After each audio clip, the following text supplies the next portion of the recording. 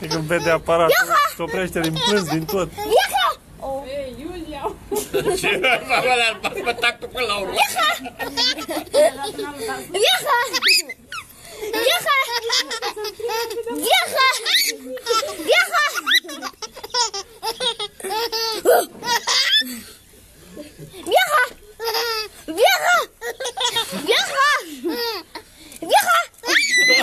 Băi, tâmpii! Pardon, Ia uite că te trozește până la urmă. Nu, milimetri. Ai, mă dor fălcile de atâta. Și eu, și familie. Înseamnă că v-ați îngreșat dată.